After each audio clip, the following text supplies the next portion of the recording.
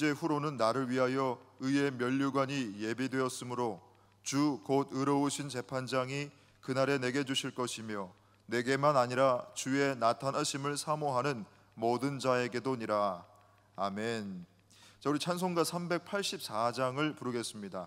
찬송가 384장 함께 찬송하겠습니다.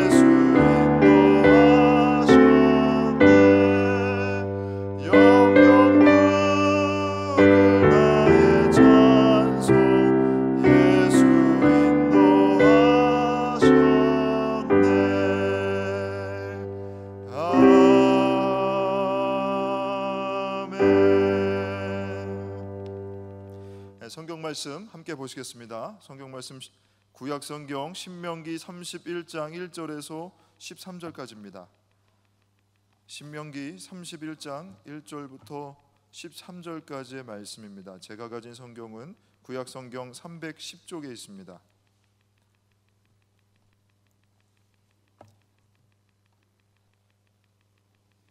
신명기 31장 1절부터 13절까지의 말씀을 교독을 하겠습니다. 제가 먼저 읽고 여러분이 읽으신 후에 마지막 절 13절은 함께 봉독합니다. 또 모세가 가서 온 이스라엘에게 이 말씀을 전하여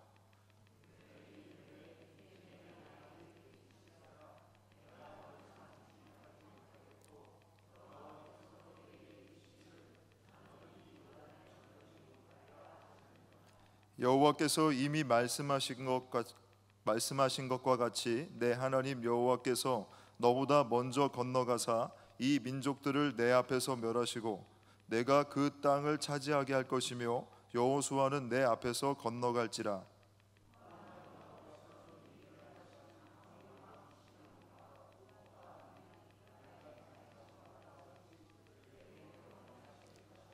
또한 여호와께서 그들을 너희 앞에 넘기시리니 너희는 내가 너희에게 명한 모든 명령대로 그들에게 행할 것이라.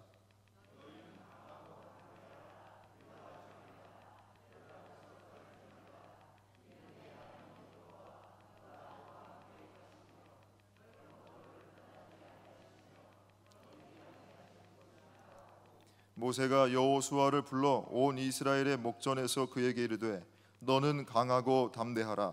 너는 이 백성을 거느리고 여호와께서 그들의 조상에게 주리라고 맹세하신 땅에 들어가서 그들에게 그 땅을 차지하게 하라.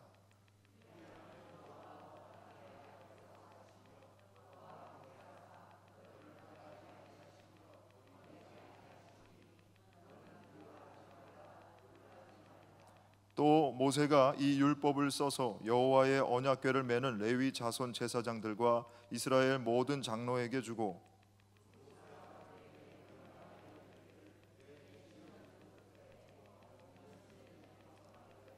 온 이스라엘이 내 하나님 여호와 앞 그가 택하신 곳에 모일 때에 이 율법을 낭독하여 온 이스라엘에게 듣게 할지니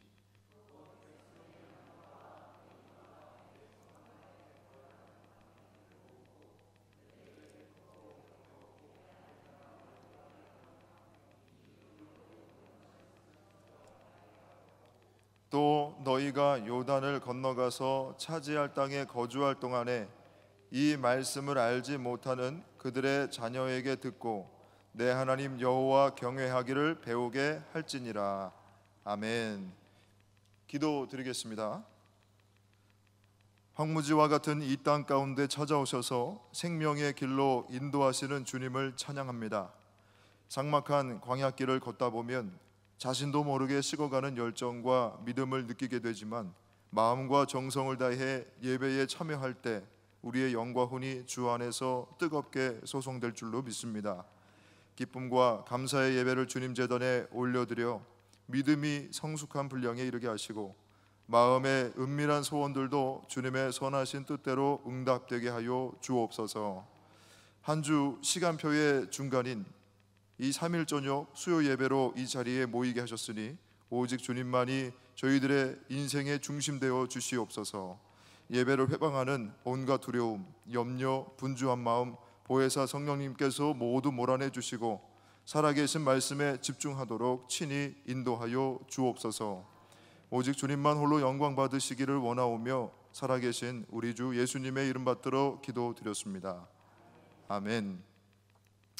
우리 인사 나누겠습니다. 오늘 이 저녁에도 부활하신 주님을 믿으면서 예배 드리시는 우리 속초감리교회 모든 성도 여러분 모두에게 그리스도 예수의 은혜와 평강이 함께 하시기를 바랍니다. 자, 우리 좌우 앞뒤에 계신 분들과 인사 나누겠습니다. 주의 이름으로 환영하고 축복합니다. 잘 나오셨습니다.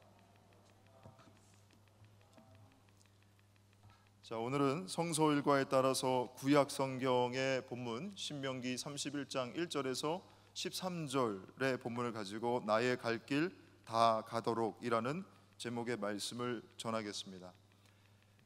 120세가 된 모세는 이 모압 땅 평원 비스가 산에 올라서 요단강 건너편으로 남에서 북으로 동에서 서로 활짝 펼쳐진 약속의 땅을 바라보았습니다.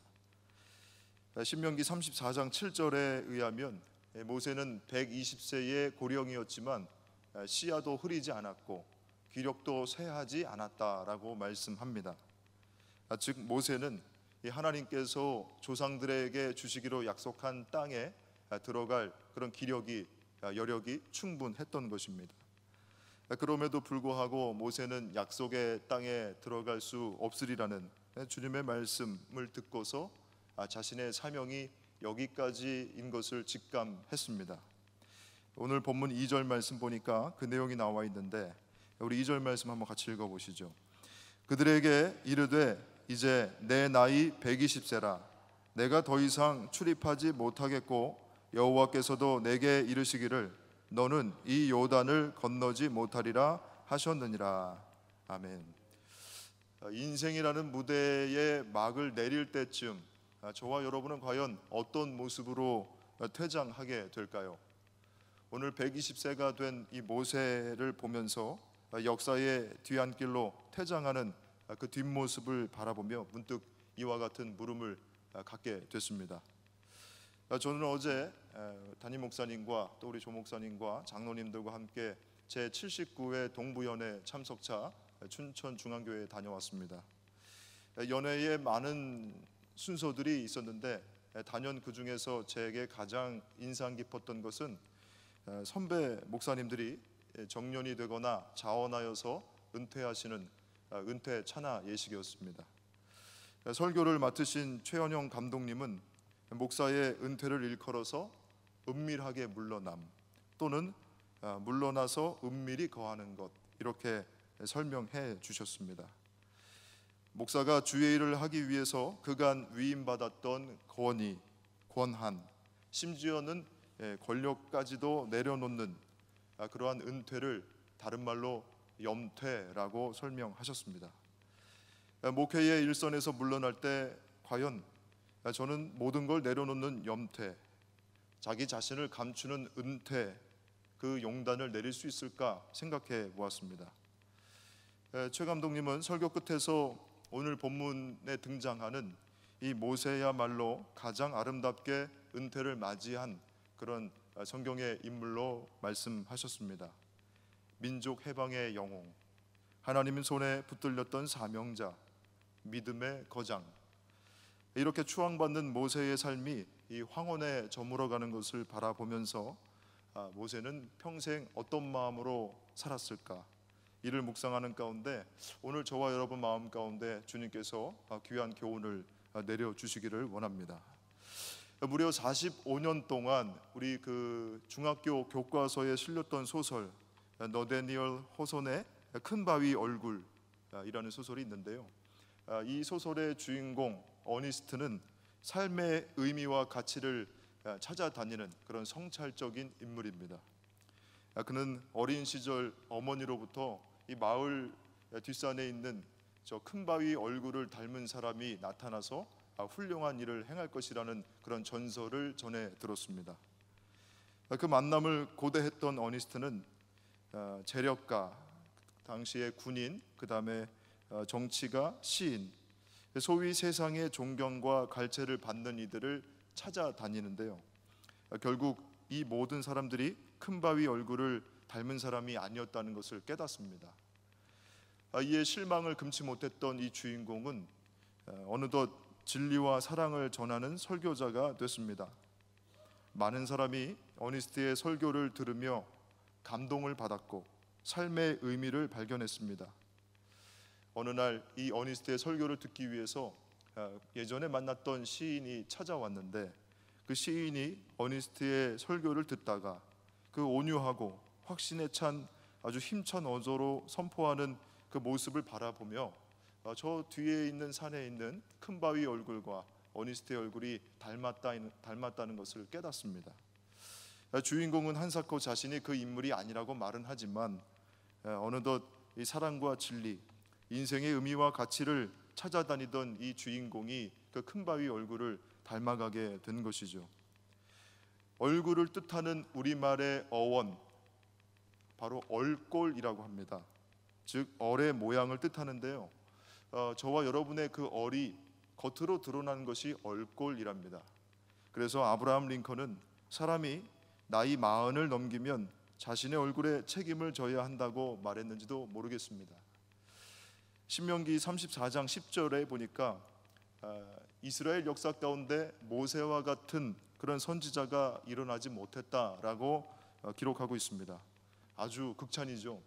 이스라엘 역사 가운데 모세와 같은 예언자가 없었다. 이 기록은 모세가 하나님의 형상을 비추는 믿음의 사람, 믿음의 얼굴로 살아갔다는 것을 말씀합니다. 우리 한번 그 34장 10절 말씀을 한번 같이 읽어보시죠. 그 후에는 이스라엘에 모세와 같은 선지자가 일어나지 못하였나니 모세는 여호와께서 대면하여 아시던 자요. 아멘. 이 모세의 얼굴을 통해서 과연 누구의 얼굴이 비춰졌는지 방금 읽으셨던 10절 말씀이 전해주고 있죠. 하나님을 대면하던 자, 모세의 얼굴에서 하나님의 얼굴이 보여졌던 것입니다. 그런데 모세가 날 때부터 이스라엘 역사의 그 전무후무한 그런 선지자가 될 수 있었을까? 성경은 그 비결을 주님의 손에 붙들려야만 믿음의 거인도 되고 믿음의 여정도 완주할 수 있다고 전합니다. 그런 점에서 본문은 평생 주님이 이끄시는 대로 살았던 모세가 이스라엘 백성들을 모아놓고 또 그 백성들을 앞으로 거느려야 하는 그 차기 영적 지도자 여호수아에게 자신의 그 인생의 진액을 짜내어서 영적 교훈을 전하고 있는 내용이 오늘 본문입니다. 이스라엘은 이제 이 시간만 지나면 더 이상 오랜 방황을 하지 않고 그 삶의 종지부를 찍고 한 곳에 정착해서 정주하는 삶을 살 수 있게 되는데, 이러한 이스라엘과 차기 지도자에게 모세가 아주 중요한 교훈을 간곡하게 전하고 있는 것이 오늘 본문이죠. 간혹 교우들 중에 이제 세간살이를 끝내고 새 집에 입주해서 감사 예배를 드리게 될 때, 저도 그 신방을 하게 되면 아주 저 역시 감사와 함께 평안함을 느끼게 됩니다. 오래도록 주님께서 이 가정의 주인 되어 주셔서 이 가정에 화목과 평강이 넘쳐나기를 바라는 기도가 절로 나오죠. 왜냐하면 이제는 더 이상 떠돌아다니지 않고 이곳저곳 이사하지 않고 한 곳에서 안주할 수 있고 정착할 수 있는 그런 안정감이 있기 때문에 그렇습니다. 이처럼 약속의 성취를 목전에 둔 이스라엘에게 사명을 다한 모세가 지나온 세월, 거쳐온 모든 곳곳마다 주님의 손길이 안 미친 곳이 하나 없음을, 그래서 우리가 은혜로 여기까지 왔다는 사실을 기억하라고 말씀하고 당부하고 있는 겁니다. 오늘 본문은 마치 어제 그 은퇴하시는 목사님들의 예배를 떠올리게 합니다. 또는 가나안이라는 이 새 예배당에 입당하는 그 이스라엘 백성들에게, 또 새롭게 지도자로 취임하는 그 여호수아에게 전임자였던 모세가 이 임사를 전하는 내용처럼 들리기도 합니다. 그런데 그 내용이 크게 두 가지죠. 첫 번째는 이스라엘 백성과 여호수아에게 믿음을 굳게 하라는 결속의 메시지고요. 이 바깥으로는 이제는 이곳에 정착하여서 세상을 향해 열린 마음을 가지고 자신들이 경험했던 은혜를 나누며 살라는 그런 내용을 말씀을 반드시 분명하게 주지시켜 주셨습니다. 우리 31장 6절, 오늘 본문 6절 말씀을 한번 같이 읽어보시죠. 너희는 강하고 담대하라. 두려워하지 말라. 그들 앞에서 떨지 말라. 이는 내 하나님 여호와 그가 너와 함께 가시며 결코 너를 떠나지 아니하시며 버리지 아니하실 것임이라 하고. 아멘. 모세가 살면서 경험했던 분명한 사실, 하나님께서 함께 하실 것이니 강하고 담대하여 두려워하지 말라는 내용이었습니다. 본문 아까 읽으셨던 2절, 모세의 나이가 이제 120세죠. 이 내용을 아주 의미심장하게 말씀하는데요. 모세는 120년 동안 하나님께서 함께 하심을 내내 경험했던 사람입니다. 처음 출생 때부터 그러했습니다. 모세가 출생할 당시 그 애굽은 그 반란의 기회를 저지하기 위해서 당시 이스라엘 사람들, 히브리 노예의 아들들, 남자 아이들을 다 잡아서 죽이는 아주 그런 극심한 정책을 펼칩니다. 아이를 잃고 애곡과 고통의 신음소리가 극에 달할 즈음에 갓 태어난 모세는 이 갈대 상자에 담겨져서 나일강을 따라 애굽 공주의 손에 이르게 되죠. 출생 때부터 자신의 운명은 이미 주님 손에 맡겨진 모세였습니다. 아마 아시는 분들도 계시겠지만 이 갓난아이 모세를 담았던 갈대 상자는 히브리어로 테바라고 말합니다. 하나님께서 세상을 홍수로 심판하실 때 그 노아에게 만들라고 말씀하셨던 방주가 바로 테바입니다. 갈대 상자도 테바라고 얘기하고 방주도 테바라고 이야기하는데요.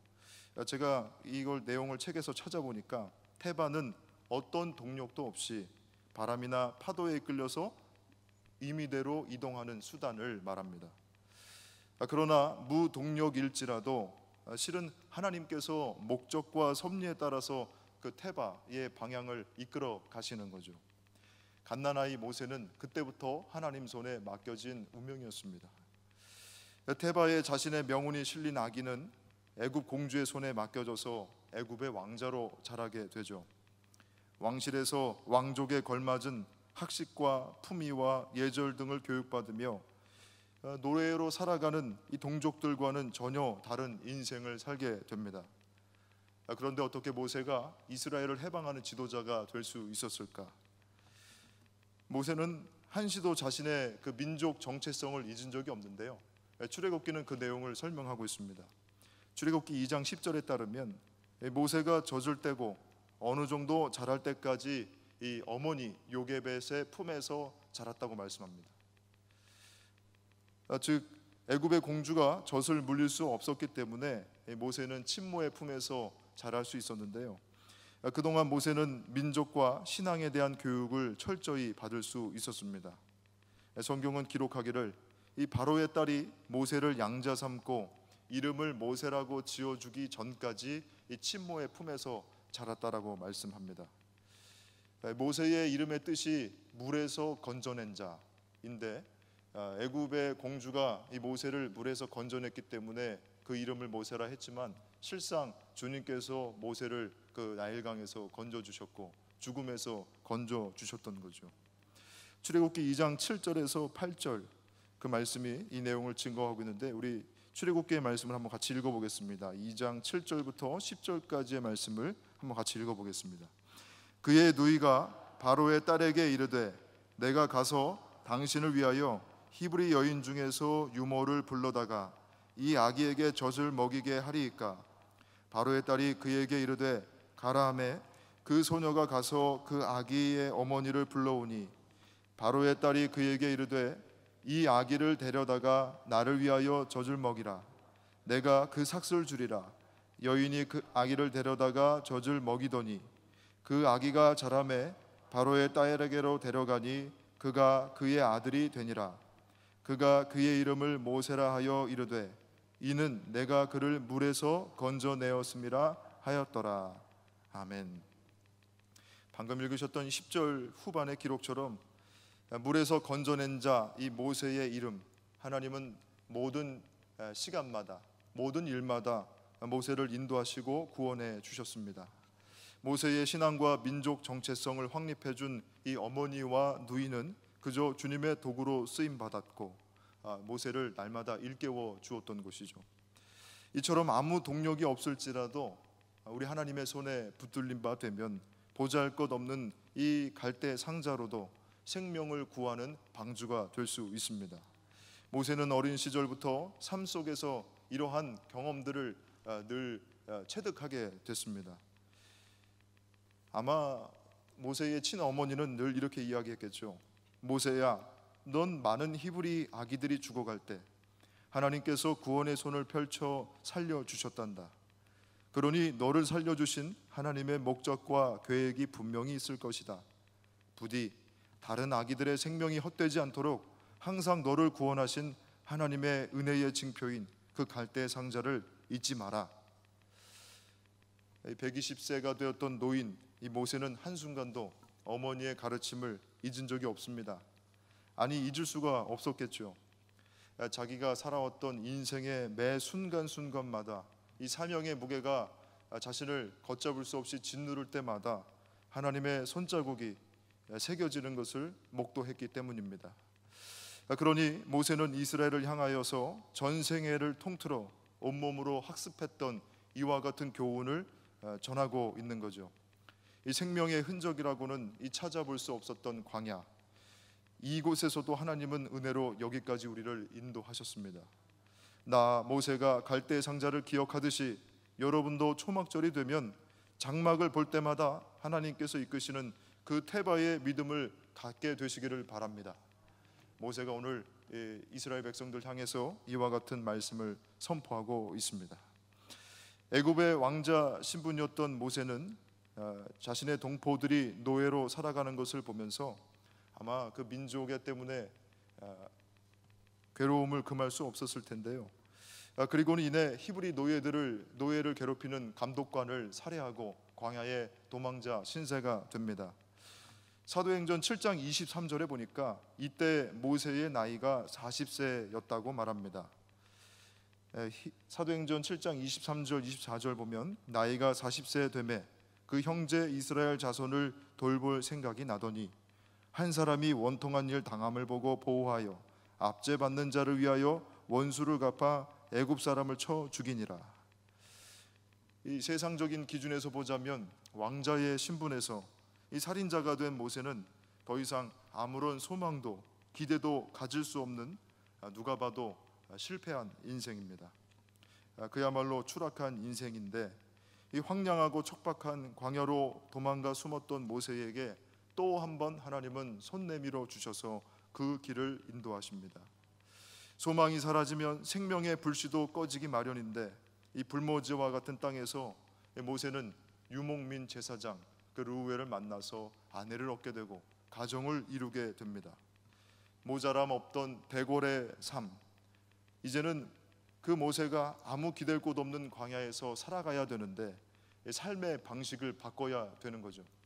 예전에 그 궁궐에서의 삶을 기억하면 이 광야에서는 죽을 수밖에 없습니다. 이러한 사실을 하나님은 누구보다 더 잘 알고 계셨습니다. 그런 까닭에 주님은 모세에게 그 유목민 가족을 더해 주셔서 이 불모지와 같은 땅에서 이 초장을 찾아다니는 이 삶을 개척해 나가는 지혜를 깨닫게 해주신 거죠. 모세의 고백이 생각납니다. 8절 말씀이죠. 그리하면 여호와 그가 내 앞에서 가시며 너와 함께하사 너를 떠나지 아니하시며 버리지 아니하시리니 너는 두려워하지 말라, 놀라지 말라. 모세가 평생 경험했던 그런 믿음의 고백입니다. 120세라는 원숙한 노인이 된 모세를 이 성경이 묘사하고 있지만, 이 파란만장했던 그의 삶 속에서 인생의 모든 갈래길이 오로지 하나님께로 모아지는 것을 모세의 이야기를 통해서 우리는 보게 됩니다. 로버트 프로스트라는 시인은 가지 않은 길이라는 시에서 이렇게 노래합니다. 단풍 든 숲속에 두 갈래길이 있었습니다. 몸이 하나니 두 길을 가지 못하는 것을 안타까워하며 한참을 서서 낮은 수풀로 꺾여 내려가는 한쪽 길을 멀리 끝까지 바라다 보았습니다. 그리고 다른 길을 택했습니다. 똑같이 아름답고 아마 더 걸어야 될 길이라 생각했지요. 풀이 무성하고 발길을 부르는 듯 했으니까요. 그 길도 걷다 보면 지나간 자치가 두 길을 거의 같도록 하겠지만요. 그날 아침 두 길은 똑같이 놓여 있었고 낙엽 위로는 아무런 발자국도 없었습니다. 나는 한쪽 길은 훗날을 위해 남겨놓았습니다. 길이란 이어져 있어 계속 가야만 한다는 걸 알기에 다시 돌아올 수 없을 거라 여기면서요. 오랜 세월이 지난 후 어디에선가 나는 한숨 지으며 이야기할 것입니다. 숲속에 두 갈래 길이 있었고 나는 사람들이 적게 간 길을 택했다고, 그리고 그것이 내 모든 것을 바꾸어 놓았다고. 시인은 자신이 선택한 길, 남들이 많이 가지 않은 길, 무성한 수풀이 우거진 길이라고 말했습니다. 어쩌면 더 많이 걸어야 될지도 모르고 자취도 없는 까닭에 언제 어디서 끝나게 될지도 모르는 길이지만, 시인은 그 길을 선택해서 걸어야 한다고 노래합니다. 그리고 이내 그 선택한 길이 비록 남들이 적게 걸어간 길이었지만 지금 나의 삶의 모든 것을 바꿔놓았다라고 이야기합니다. 그 길이 후회가 됐든 기쁨과 감사가 됐든 우리는 어떤 길을 선택해서 걸어가야 되는 거죠. 모세의 여러 갈래길, 하나님께서 인도하시는 그 길이 되기까지 그는 광야에서 양을 치는 목자로 지내야 했던 것입니다. 애굽의 왕자로서 권력을 손에 쥐고 주권을 행사했던 그 과거의 모든 기억들이 다 사라지고 잊혀질 때까지 그는 이 장인의 스라에서 양을 치면서 자기 소유 하나 없는 삶을 받아들이고 또 익숙해져야만 했습니다. 그렇게 40년이 지났죠. 호렙에서 이 떨기나무 가운데 불꽃으로 임재하신 하나님이 이스라엘을 구원하기 위하여 모세를 종으로 부르십니다. 비록 광야에서 40년간 이 묵은 때를 벗겨냈다고는 했지만 모세는 여전히 자신이 누구이길래 하나님은 저를 보내시냐라고 묻는데요. 주님께서 이때 자기 힘과 능을 헤아리고 있는 이 자기 중심적 사고에서 벗어나지 못한 그 모세에게 너는 단지 나의 손에 붙들린 도구일 뿐임을 아주 명확하게 말씀해 주십니다. 출애굽기 3장 11절 12절 말씀에 그 내용이 나와 있는데 이 내용 한번 같이 읽어보시죠. 모세가 하나님께 아뢰되 내가 누구이기에 바로에게 가며 이스라엘 자손을 애굽에서 인도하여 내리이까? 하나님이 이르시되 내가 반드시 너와 함께 있으리라. 내가 그 백성을 애굽에서 인도하여 낸 후에 너희가 이 산에서 하나님을 섬기리니 이것이 내가 너를 보낸 증거니라. 아멘. 사랑하는 성도 여러분, 우리 믿음도 이와 같아야 합니다.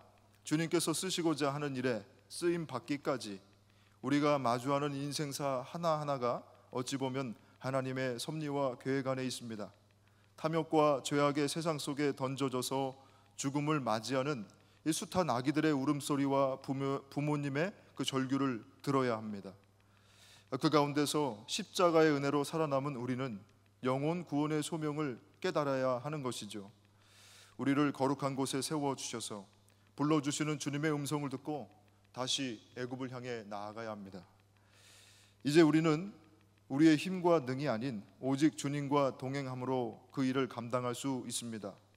모세의 이야기처럼 언제나 우리 믿음은 임마누엘의 고백이어야 합니다. 120년 세월 동안 온몸으로 체득한 믿음의 고백. 하나님께서 반드시 함께 하시니 두려워 말고 놀라지도 말고 담대하자. 이 믿음이 저와 여러분의 믿음이 되시기를 바랍니다. 오랜 세월 모난 부분 정 맞아서 성품이 변화되고 욕망이 부서지고 인내가 깊게 패이는 연단이 이 모세를 하나님의 사람으로 바꾸어 놨듯이 오직 하나님만이 우리 삶의 참 주인이심을 분명히 자각해야 합니다. 사막의 더위와 추위, 갈증과 허기, 생명을 위협하는 온갖 위험 요소 앞에서 이스라엘 백성들은 날마다 모세를 원망했지만 하나님 앞에 순종 훈련을 감당했던 모세는 이 세상 기준과 시각 너머로 하나님의 음성에 귀 기울일 수 있게 됐고, 그러한 모세를 하나님은 구름 기둥과 불 기둥으로 인도하여 주셔서 그 약속의 땅까지 이끌어 주셨습니다. 그렇게 광야에서 또 40년이 지났습니다. 모세가 120세 되기까지 40년 그 인생의 고비 굴곡마다 하나님께서는 하나님이 함께 하신다는 사실을 깨닫게 해주시기 위해서 많은 일로 모세와 동행해 주셨는데, 아마 저와 여러분의 믿음의 여정도 이와 같으리라 생각합니다. 우리가 무엇이기에, 내가 얼마만큼의 힘이 있기에 하나님 이런 일을 맡기십니까? 라는 생각조차 부서지고, 이제는 주님 손에 들린 우리가 주의 지팡이 되었으니 주님께서 이끄시는 대로 맡겨진 사명 잘 감당하는 것이야말로 가장 기쁘고 영광된 일이라 여기며 이 길을 우리가 걸어가게 되겠지요. 저와 여러분이 이러한 믿음 가지고 부름받은 그 길에서 사명 잘 감당하시기를 바랍니다. 오늘 본문에 나타난 모세의 마지막 순종, 이제 눈앞에 펼쳐져 있는 요단만 넘으면 약속의 땅이 놓여져 있는데, 하나님은 모세에게 이 가나안에 너는 들어갈 수 없다라고 말씀하셨습니다. 이스라엘 그 누구도 이 모세의 노력과 수고를 부인할 수 없었죠. 오히려 모세의 그 공로를 치하해서 가장 먼저 가나안에 입성하게 하는 것이 맞다고 생각했을 텐데, 그럼에도 불구하고 모세는 자신이 과거 그 무리바에서 그 울분을 참지 못하고 바위를 내리쳤던 그 일, 어떻게 보면 큰 잘못도 아닌 것 같은데, 그러함에도 불구하고 하나님의 공의를 위하여 순순히 주의 말씀에 순종하는 모습을 보여줍니다. 자신이 어릴 때부터, 아까 말씀드렸던 것처럼 태어났을 때부터 나의 생명은 주님 손에 맡겨진 것임을 모세는 잘 알고 있었기 때문입니다. 바로 갓 태어났을 때 애굽 왕 그 바로의 손에 죽었어야 할 인생이 자기 자신이었음을 잘 알았던 것이죠. 죽을 수밖에 없던 자신에게 하나님은 손 내밀어 주시고 모세라는 인생을 주님의 지팡이 삼아 이스라엘을 구원하여 주셔서 여기까지 오게 하셨습니다.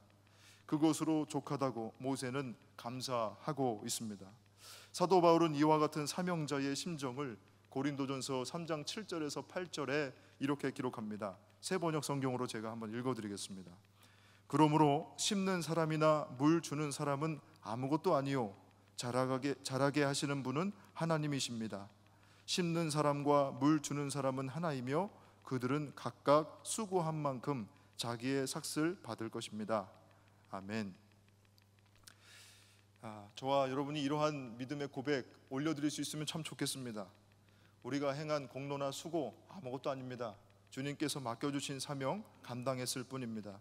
잘하게 하시는 분 하나님이시니 주님께서 모든 영광 받아 주십시오. 인간의 일생만 놓고 본다면 이 모세라고 하는 사람 참으로 고단하고 쓸쓸한 인생 같아 보입니다.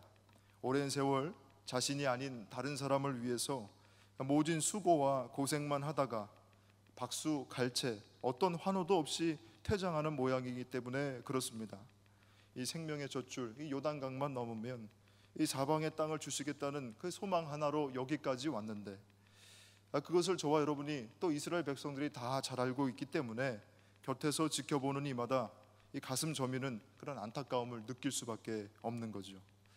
그러나 실망할 이유가 없습니다. 하나님은 공의로우신 하나님이시기 때문에 비록 모세가 가나안 땅에 입성할 수 없다고 말씀하셨지만 이 1400년이 지나서 인간의 몸으로 찾아오신 예수님은 이 변화산에서 모세를 불러서 만나 주셨습니다.